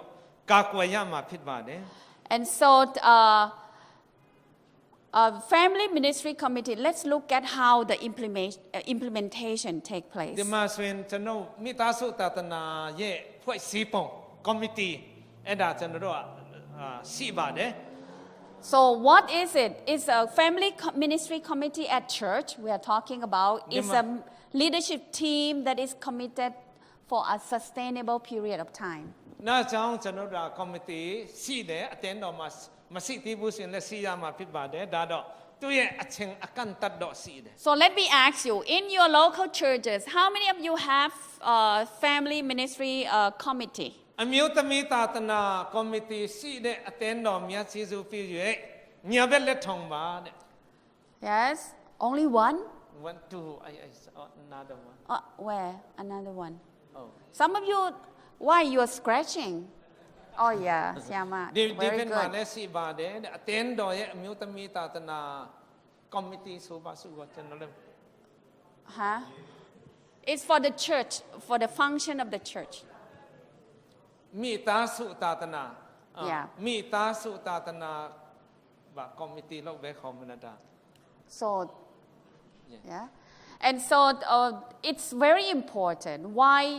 one man show is not really enough to do ministry for family. One man show, like you plan for everything by ဒါ yourself ကြောင့် as ကျွ a န်တော်တို့ leader. တရားဒီလောက်ဆောင်နိုင်ပြီးရင်တွတ်လို့တယောက်ထဲပဲ one man ဆိုတော့မရဘူးပူပေါင်းပါဝင်ပြီးမှလောက်ဆောင်မအောင်မြင်မဲ့အရာမျိုးဖြစ်ပါတယ်တဲ့ It's always better to put our heads together and receive input so that we will be able to execute our plans ဒါကြောင့်ဒီလိုမျိုးကျွန်တော် properly. မိသားစုသာသနာမှာဆိုရင်ကျွန်တော်ဒီမှာအားလုံးပေါင်းပူပေါင်းပါဝင်ပြီးတော့လောက်ရမယ့်အရာဖြစ်ပါတယ် You might not have all the list of these people who is on the committee member ဒီ as မှာ a ဆို committee ရင် member. committee ထဲမှာဘယ်သူဒီပါလဲဆိုတာဒီမှာတင်းတစ်တောင်းလေးဒီမှာတန်းစီထားတဲ့အားလုံးဖြစ်ချင်မှဖြစ်မယ်ဒါတော့ကျွန်တော်တို့ But လိုက်လျှောက်လို့ရအောင်ပြသခြင်းဖြစ်ပါတယ် But if you have different group of people from churches and even those who are willing to come and volunteer, it will help you to be able to create more programs and activities. တကယ်လို့အပြင်ဘက်ကနေပါဝင်ကူညီခြင်းတဲ့လူများစီရင်တဲ့ဒီလိုမျိုးလုပ်တဲ့အခါမှာဆိုရင်ဒီလိုမျိုးအဖွဲ့အားဖြင့်ပူပြောလှုပ်ဆောင်နိုင်မဲ့အတိုင်းအတာလည်းရှိပါတယ် Because when we talk about men, we talk about women. So if we have representative of each group, it would help us to be able to cater to their needs. ဥမာနေနဲ့လူကဖြစ်လာတဲ့အခါအမျိုးသားရှိတယ်အမျိုးသမီးဆိုင်ဖြစ်ဒီလိုမျိုးပေါင်းပြီးတော့ပါဝင်လာတဲ့အခါကျတော့ဟိုအလုပ်ကျွန်တော်တို့ပူပြီးတော့လုပ်နိုင်ပါတယ် You might also include people of different age group like senior citizens, married couple, divorced, or children. အဲ့ထဲမှာဆိုရင်အဖွဲ့ဝင်မြတ်အနေနဲ့ကျွန်တော်တို့ကအင်ထံကိုယ်တော်သူမြတ်လူငယ်အဖွဲ့ဆိုင်ဖြစ်ဒီထဲမှာဆိုရင်ထပ်ပေါင်းထည့်လို့ရပါတယ် First, let us look at how do we start thinking about family ministry at church. ကျွန်တော်တို့ရဲ့ဌာနီအသင်းတော်မှာဒီမိသားစုသာသနာဘယ်လိုစတင်လို့ဆရာနိုင်မလဲဆိုတာကြည့်ကြပါစို့ And so we can look at what kind of families. Is it international group of people or just one ethnic race? အဲ့ဒါနဲ့ကျွန်တော်ကြည့်တဲ့ခါကျတော့ဒီအသင်းတော်မှာဆိုရင်အခြားနိုင်ငံတွေဝင်တော့သူများလူမျိုးဘာသာစကားမျိုးမျိုးရှိလားဒါမှမဟုတ်ရှင်လူမျိုးတစ်မျိုးထဲပဲလားဆိုင်ဖြင့် Are there any widows, any divorcees, any young people? ပြီးတော့ဒီမှာဆိုရင်လင်မယားကွဲတော့သူများရှိလားမို့ဆုံးမတွေရှိလားကလေးငယ်များရှိလားဆိုင်ဖြင့် So it's always good as a family ministry leaders at church to have profile of the church members. ကောင်းတာတော့ဒီမိသားစုသာသနာကောင်းဆောင်အင်လူတယောက်စီတိုင်းရဲ့သူတို့ရဲ့ဘယ်လိုပြောမလဲ file လေးလုပ်ပြီးတော့သူတို့ရဲ့နာမည်တွေပါအသက်တွေဆိုင်ဖြင့်အဲ့ဒါတွေသူတို့ ရှိရင်ကောင်းတယ်တဲ့ So you can see that, oh, that family is blended family, somehow we can minister to them according to their အဲ့လို needs. မျိုးရှိတဲ့အခါကျတော့သူတို့ရဲ့မိသားစုအခြေအနေပို့ပြီးတော့ပိုနားလည်ရပါတယ်ပိုပြဿနာဘယ်လို Then when we talk about, looking at the needs of people, we can also receive direct feedbacks from people, what they want to see or be done in the church. အဲ့ဒါနဲ့ကျွန်တော်သူတို့ရဲ့လိုအပ်သောအရာများကိုကျွန်တော်ကိုညီဖို့စူးစမ်းတဲ့အခါမှာတခါတလေလူတွေကများစီကနေသူတို့လိုချင်တာဘာလဲဆိုပြီးတော့ကျွန်တော်တို့ member စီကနေပြီးတော့နားထောင်လို့ရတယ်သူတို့လိုအပ်သောအရာများ And when we feel the church is being served with enough input or nurturing program, we can also start thinking about how we can do for the community. အသင်းတော်ထဲမှာအောင်မြင်ပြီးပြီဆိုရင်ဒါဒီမှာကျွန်တော်အတိုက်တာတစ်ခုနဲ့အစင်ပြေလာပြီဆိုရင်ဒီအသင်းတော်အနေနဲ့ချက်ပြီးတော့အပြင်ဘက်မှာအပြင်မှာဘယ်လိုလုပ်ဆောင်လဲ So during Global Youth Day or Global Children Day, you can take your own family, go outside and do some community services. ဥပမာအနေနဲ့ကျွန်တော်တို့ Global Youth Day တို့ Global Children Day ဆိုတာကျွန်တော် church calendar မှာရှိတယ်အဲ့ချိန်မှာလည်းကျွန်တော်မိသားစုနဲ့အသင်းတော်နဲ့ကျွန်တော်တို့လှုပ်ရှားမှုတွေမှာပါဝင်လုပ်ရပါတယ် Or we can do the outreach program, care groups, practices. ကကြုတ်ပြုတဲ့ဖွဲ့ငယ်မြအားဖြင့်လည်းကျွန်တော်ဒါကိုအကောင်ထဲပေါ်လုပ်ရပါတယ် So planning family ministry in your local church, after you know the needs, you think this is what I'm going for to conduct, to serve the need of people with the family ministry. First, you need to, okay, this is the need. How do I define the objective? What I would like to accomplish. အဲ့ဒါနဲ့ကျွန်တော်ဒီစတင်ပြအကောင်ထဲပေါ်ရမှာဖြစ်တဲ့အတွက်ကြောင့်ဒီမိသားစုတာသနာနဲ့ခေါင်းဆောင်လက်ရှိတဲ့ဒါဒီလိုအပ်တယ်လိုအပ်သောယာများကိုဘယ်လိုအကောင်ထဲပေါ်မလဲဆိုပြီးတော့ဒါဒီလေကြည့်ရမှာဖြစ်ပါတယ် We think about the audience, those who we are going to cater the needs to, nature of the program, time, specific skill we want to develop for those who will attend the program. တင်တန်းဒီဘိုင်ပို့ချမယ်ဆိုရင်ဘယ်နှယောက်လာနိုင်မလဲဘယ်သူဒီစီမလဲဒီမှာဘိုင်လိုအပ်မလဲဆိုပြီးတော့ဒါတွေကိုအသေးစိတ်ပြန်ကြည့်ဖို့ဖြစ်ပါတယ် And then you also need to find manpower. You need to find people who can help you, who can assist you in doing and carrying out the task. စီစဉ်ဆွဲပြီးဖြစ်တဲ့အတွက်ကြောင့်ဒါစာရွက်ထဲမှာမကဘဲနဲ့အခုလူများရဲ့ကိုညီမှုလူအန်မှာဖြစ်တဲ့အတွက်ကြောင့်ဘယ်သူပါနိုင်မလဲဆိုပြီးတော့လူတွေလည်းကြည့်ရတယ် So along with the seminars or activities, do you need to have any audio visual package, program handouts, things that is part of your presentation and your seminar? လောက်ရှားမှုဒီတင်တန်းဒီဘိုင်ပို့ချမှာဖြစ်တဲ့အတွက်ကြောင့်ကျွန်တော်ပြသနိုင်မဲ့အရာတွေကိုညီနိုင်မဲ့အရာတွေအများကြီးလိုအပ်မှာဖြစ်ပါတယ် Then you decide on time, place, fees. Sometimes you might need to pay entrance fees if food is ဒီလို involved. မျိုးတင်တန်းပေးရမှာဖြစ်တဲ့အတွက်ကြောင့်ဘယ်နေရာမှာလုပ်ရမလဲတက်ရောက်လာမဲ့လူတွေစီကနေပြီးတော့သူတို့အနည်းငယ်ပိုက်ဆံကောက်ရမလားစိုက်ဖြင့်ဒါလည်းတွက်ချက်ရတယ် Or is it based on the voluntary giving, or is it something like you can find donation from other sources? ကျွန်တော်တို့ကဒီကနေတဦးတယောက်စီကနေအလူရှင်များရှိမလားစိုက်ဖြင့်ကျွန်တော်ဒါလည်းစဉ်းစားပြီးတော့လုပ်ရတယ် So how do you advertise? အဲ့ဒါကိုလောက်ရမှာဖြစ်တဲ့အတွက်ကြောင့်တင်တန်းဒီဘိုင် seminar တွေလောက်ရဘယ်လိုကြော်ညာရမလဲ There are ways like person to person, direct mail, sign poster, flyers, or even Facebook announcement. ဒီမှာဆိုရင်နီလန်ပေါင်းဆောင်တဲ့လူအားဖြင့်ဒီမှာစင်ပါမယ်ဆိုပြီးပြောမယ်စာအားဖြင့် Facebook ထဲမှာ vinyl ကတ်ပြီးတော့စိုက်ဖြင့်ကြော်ညာလုံနိုင်တယ် And sometimes you might have the fundraising concert, for family program. လုံနိုင်ဘူးရန်အတွက်ပိုက်ဆံလိုအပ်လာတဲ့အတွက်ကြောင့်ဒီမှာဆိုရင် fundraising လုပ်မယ် concert တစ်ခုခုဈေးဆောင်ပွဲပဲဖြစ်တာအဲ့စိုက်ဖြင့်လုပ်ရတယ် So you might pay a little bit for people to advertise in the radio or whatever. တကယ်လို့အစင်မြင့်ပြီးတော့ radio ကနေကြီးညာခိုင်းမယ်ဆိုရင် TV ကနေဒါကျွန်တော်တို့ပိုက်ဆံပြီးတော့သူတို့ကကြီးညာပြီးမယ် So in planning on advertising your program, you need to be able to answer 5 basic questions. Number 1 is, What are you offering? Is it a musical program or is it a parenting seminar? ပြီးတော့ကျွန်တော်တို့ဒီမှာကြော်ညာလုတ်ပြီးဆိုရင်ကျွန်တော်တို့လုတ်ရမယ့်အရာကဘယ်လိုတင်တန်းမျိုးလဲဆိုတော့ကျွန်တော်တို့ကပြောရမှာဖြစ်ပါတယ် And who is invited? Is it open to all people for free or there's some fees involved? အဲ့ဒါနဲ့ဒီမှာဆိုရင်ဘယ်သူဒီကိုဘယ်နှယောက်ဖိတ်မလဲပါဝင်မလဲဒီမှာဆိုရင်ပိုက်ဆံကောက်မလားမကောက်ဘူးလားတိုင်းတိတိကျကျနဲ့အသိပေးရတယ် Where and when the event be held, these are very important နေရာနဲ့ information. အချိန်နေ့ရက်ဘယ်နှရက်လဲစိုက်ဖြစ်တိုင်းလဲပေါင်းထည့်ရတယ်ကြော်ညာထဲမှာ And after you're done, you execute your plan, you have done the presenting the program to your church member or maybe to the community, you will need to also know the feedbacks. အဲ့ဒါပြီးသွားပြီစီစဉ်ဒီလေလှုပ်ပြီးသွားပြီအတင်းတော်ထဲမှာဇက်ကွက်ထဲမှာပြီးသွားတဲ့အခါမှာလူတွေကဘယ်လိုသဘောရလဲဆိုတာနဲ့နားထောင်ဖို့အရေးကြီးတယ် Because it's very important for your future planning at the same time to evaluate what you can do to adjust, to နောက် change. တစ်ခေါက်အစီအစဉ်မြတ်ထပ်ဆွဲအောင်မှာဖြစ်တဲ့အတွက်ကြောင့်အထောက်အကူပြုနိုင်ဖို့ရန်အတွက်ဒီအတွေ့အကြုံအားဖြင့်သူတို့စီကနေကျွန်တော် information အများကြီးလိုပါတယ် Especially if you plan to do the same program again the following year or အ the ထူး following သဖြင့်နောက်နှစ်မှာ term. ဒီလိုမျိုးအစီအစဉ်မျိုးနောက်တစ်ခေါက်ကျင်းပမယ်ဆိုရင်ဒါအင်မတန်မှအရေးကြီးတဲ့အချက်လက်များဖြစ်ပါတယ် So follow up, for some people, especially if it is an evangelistic programs or outreach, you might have a mailing list for people who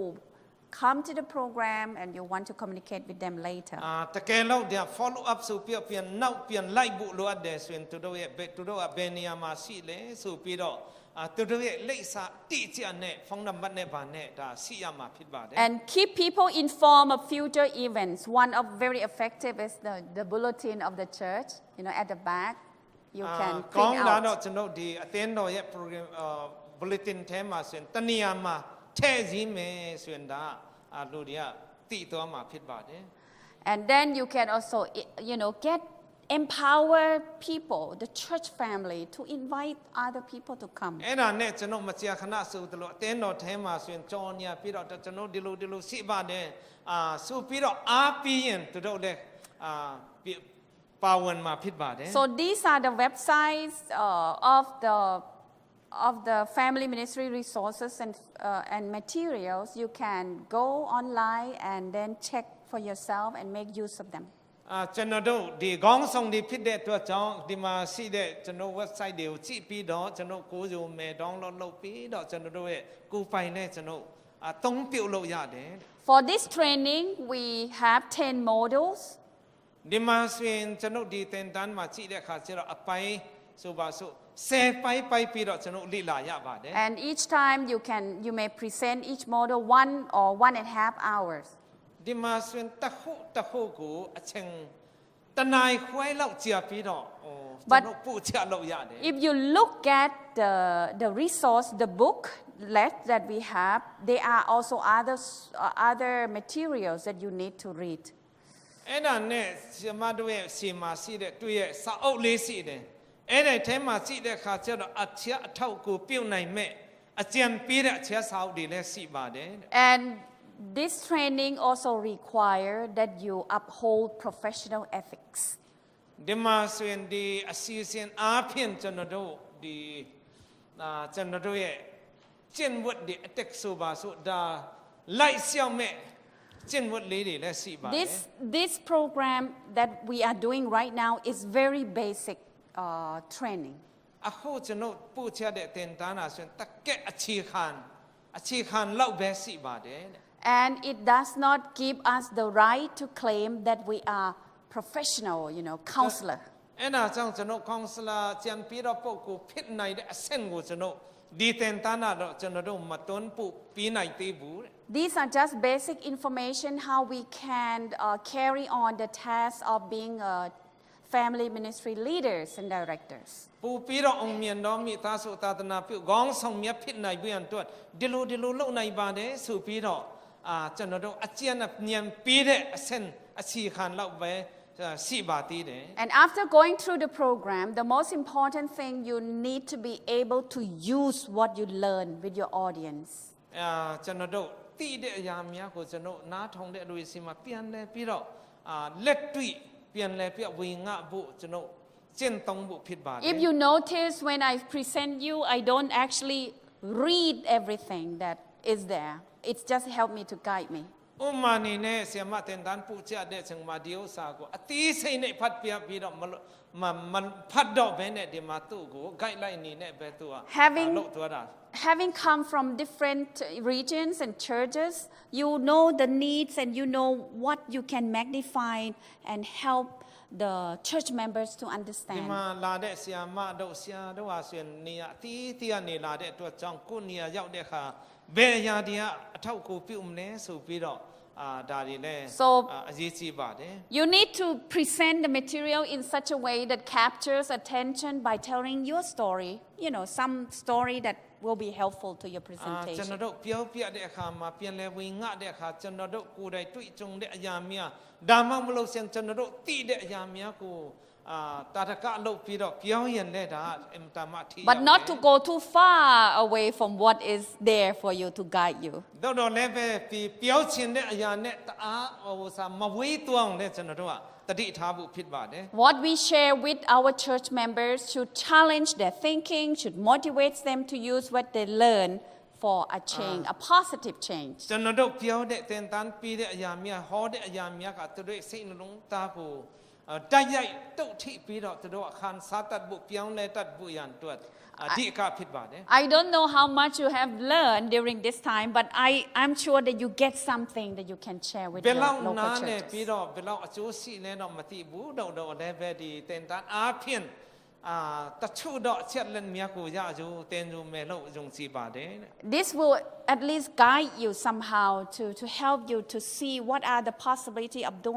conducting family ministry program. မိသားစုသာသနာအတွက်ဒီအစီအစဉ်များပြုလုပ်တဲ့အခါမှာဆိုရင်ထောက်ကူဖြစ်မယ်လို့တော့လုံးဝယုံကြည်ပါတယ် And we have to keep learning. We have to keep, equipping ourselves if we are to train others. အဲ့ဒါကြောင့်ဒါတော့အခြေခံဖြစ်တဲ့အတွက်ကြောင့်အဲ့ဒါကိုတစ်ဆင့်ပြီးတစ်ဆင့်ကျွန်တော်တို့လိလာပြီးဖတ်စုပြီးတော့ကျွန်တော်တို့ပူကြိုးစားဖို့ဖြစ်ပါတယ် And I have to apologize. We are not doing very well concerning your learning because, you might feel a little bit bored.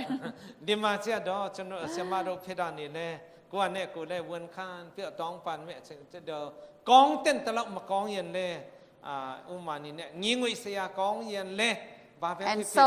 တောင်းပန်လိုပါတယ် Some of you might feel sleepy and were not connected with the lecture. If you know that, go back and see the section that you are still confusing. You have the guidelines. အဲ့ဒါကြောင့်ကျွန်တော်လက်ထဲမှာဆိုရင်ချက်လက်တွေရှိတဲ့အတွက်ကြောင့်ဒီတခါတလေအိမ်ငိုက်ပြီးတော့စိတ်မဝင်စားတဲ့ချင်းစီရင်တောင်မှဒါတွေကိုပြန်လဲလိလာပြီးတော့အကျိုးရှိအောင်ပြန်လဲဝင်ငှဖို့အားပေးလိုပါတယ် And emphasize what is needed, what is really important. လိုအပ်တဲ့အရာကိုအရေးကြီးတဲ့အရာကိုပြန်လဲသိချပြန်ကြည့်ပြီးတော့မိသားစုသာသနာအတွက်အချင်းစုပြီးတော့လိလာပြီးဖို့ Not necessary to go through all the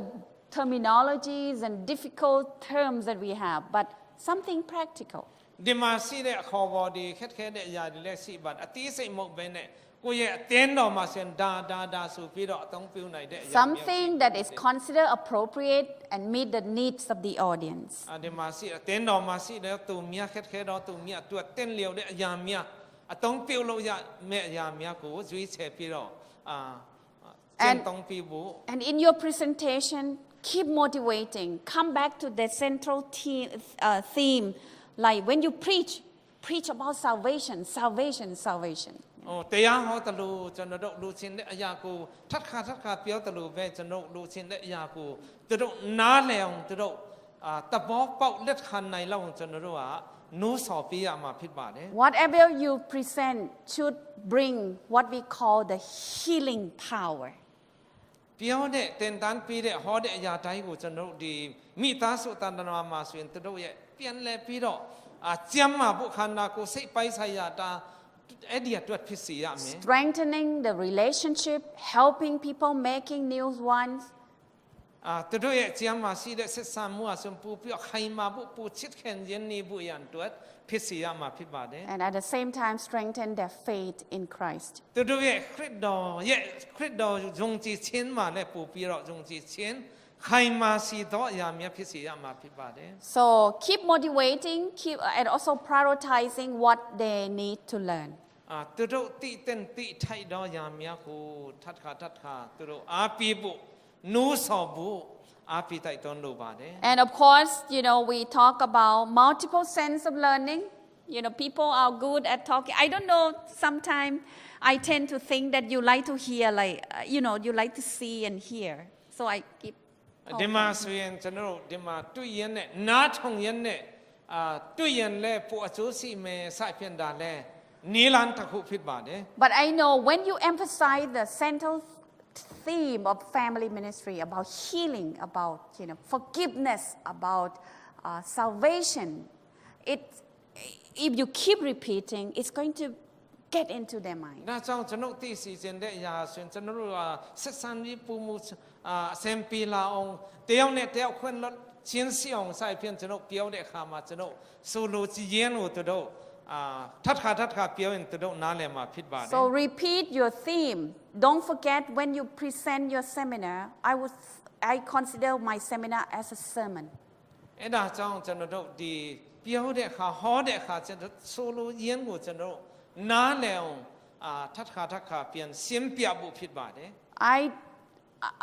Personally, I would expect when people come inside, when they leave, they will feel different. They will experience something that I was able to share with God's help.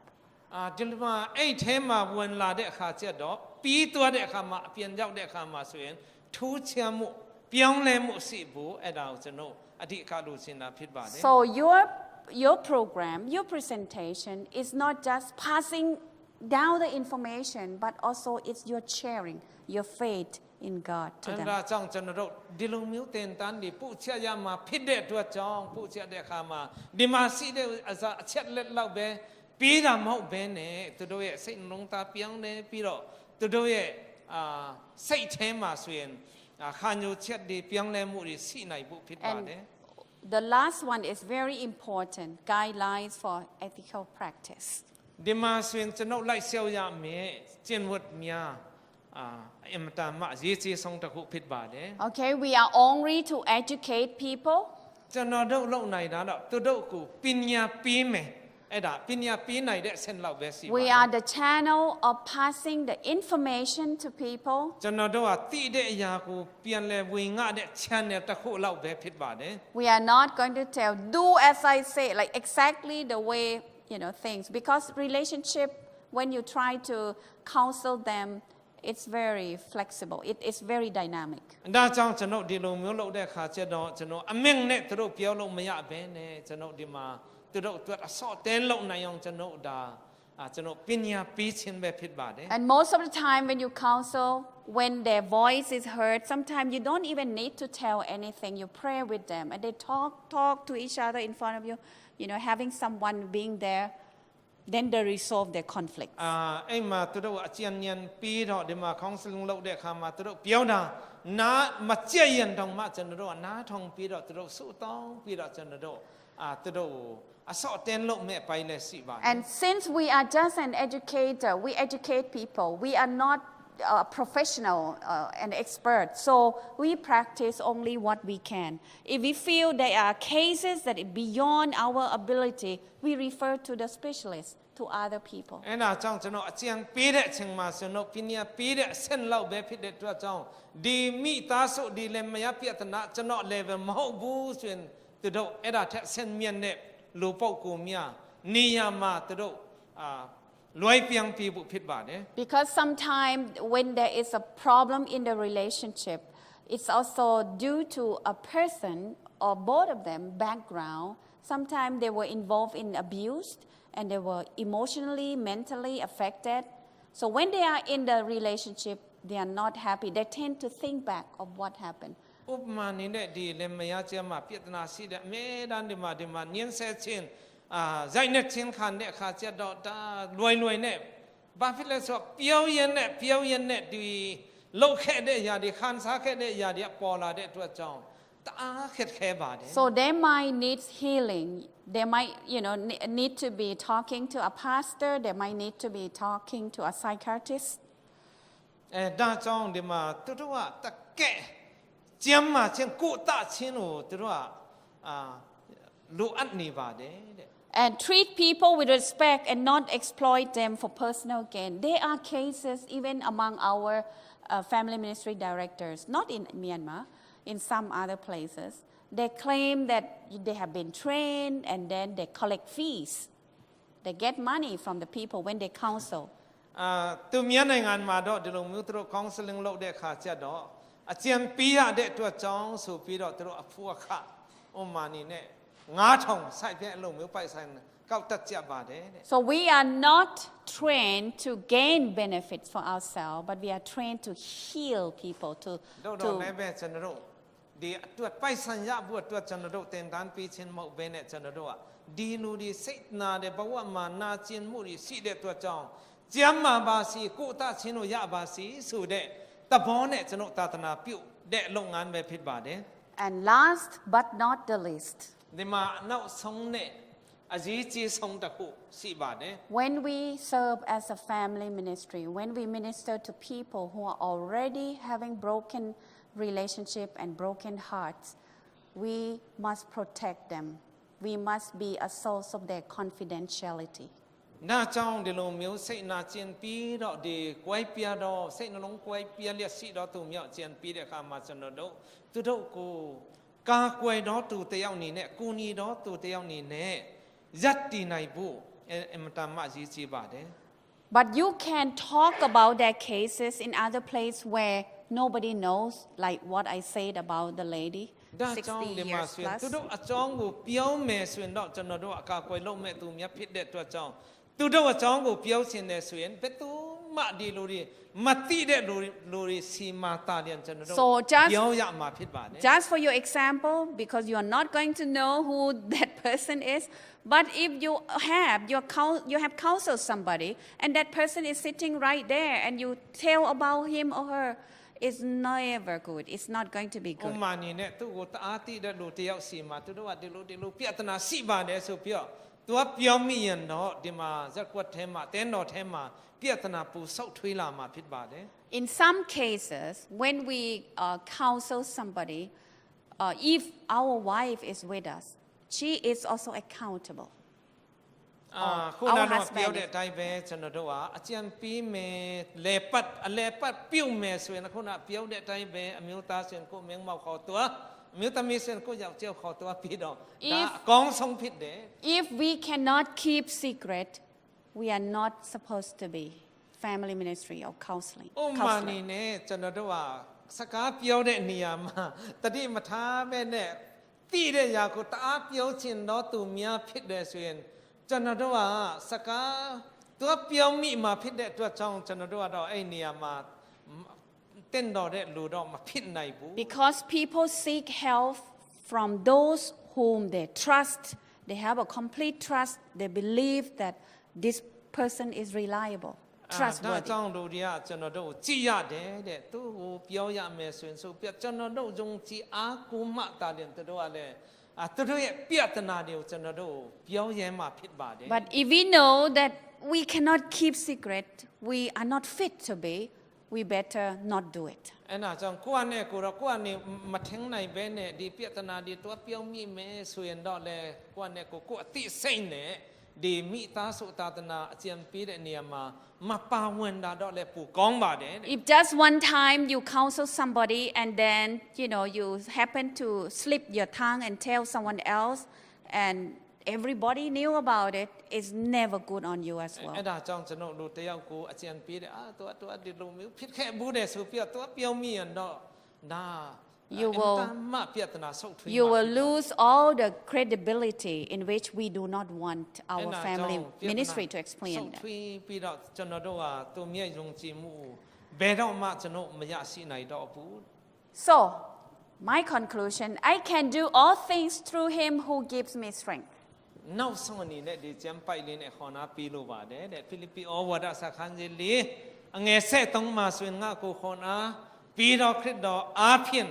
ခတ်တင်တော်အရာတို့ကိုငါတတ်နိုင်၏ဆိုတဲ့အချက် I take a little bit long because I have translation, okay? အချင်းနည်းနည်းကြာတယ်တဲ့ဘာဖြစ်လို့လဲဆိုတော့စကားပြန်နဲ့ဖြစ်တဲ့အခါကျတော့အချင်းကနဆ So any question or you are already